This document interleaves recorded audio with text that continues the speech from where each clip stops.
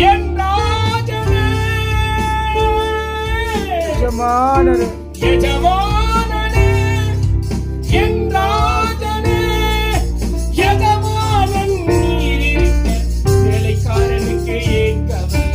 எஜமானன் நீர் இருக்க வேலைக்காரனுக்கு ஏன் கவலை? உங்க ஊழியம் நடிச்சது நீங்க, ராஜா நடத்தி செல்வீங்க. அப்பா உங்க ஊழியம்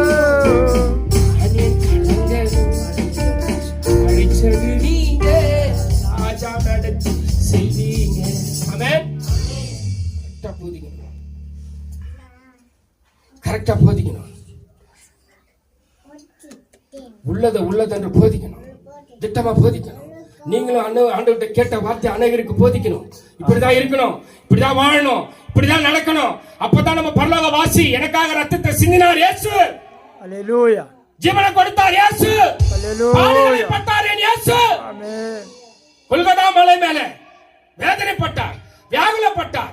உனக்காக எனக்காக கண்ணீர் வெடித்த ஒரே தெய்வம். அல்லேலூயா, அல்லேலூயா. உள்ளத்தில் ஆளுகிற செய்கிற தெய்வம். ஆமென். உள்ளத்துல உலாவுகிற தெய்வம் ஐயா.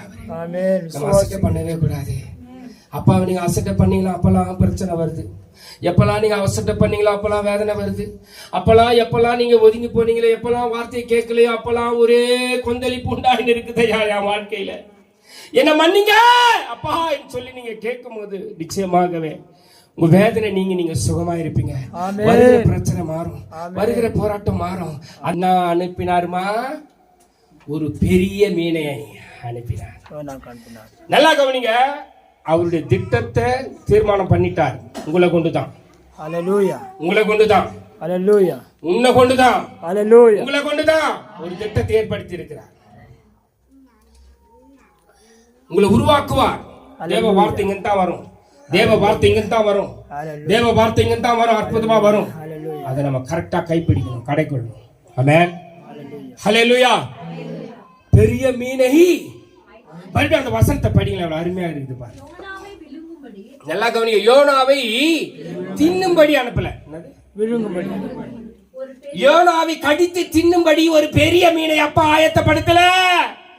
நீ என் திட்டத்தை நிறைவேற்றாம போறியா, உன்னை தின்னும்படி ஒரு மீனை நான் ஆயத்தப்படுத்துறேன். இல்லையா, இல்லையா, விழுங்கும்படி. என் ஜனம் அழகா இருக்கணும், என் ஜனம் ஒரு சேதம் வரக்கூடாது, ஒரு பாதகம் வரக்கூடாது, ஒரு சிறு காயம் ஏற்படக்கூடாது. அல்லேலூயா.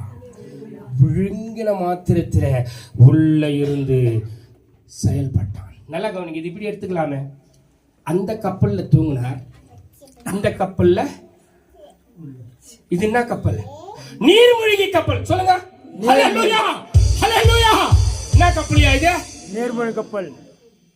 அது என்ன கப்பல்? சாதாரண கப்பல். இந்த நீர்மூழ்கி கப்பல் அப்பா அனுப்பி இருக்கிறார். கரங்களை தட்டுவோமா? ஹல்லேலூயா. நீர்மூழ்கி கப்பல் அனுப்புவார் ஐயா அப்பா. நீர்மூழ்கி கப்பல் அனுப்புவாரு. எப்போ அனுப்புவாரு தெரியும், எந்த நேரத்தில் அனுப்புவாருன்னு தெரியும்.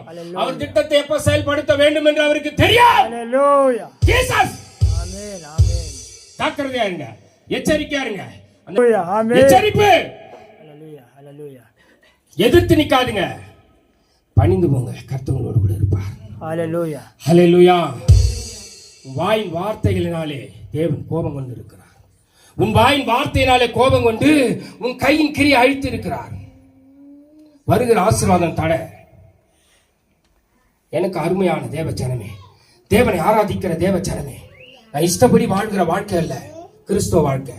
மனம் போல போகிற வாழ்க்கை இல்ல கிறிஸ்துவ வாழ்க்கை. அவர் சொல்ற வார்த்தையை உன்னை கொண்டுதான் என்னை கொண்டுதான் நிறைவேற்றுவார். ஒரு மனிதனை ஏற்படுத்தினேன்னு சொல்றாரு பாருங்க, என்னை கொண்டு உன்னை கொண்டுதான் நிறைவேற்றும் சொல்றாரு வசனத்துல. ஏசாயா 46:11 நினைக்கிறேன்.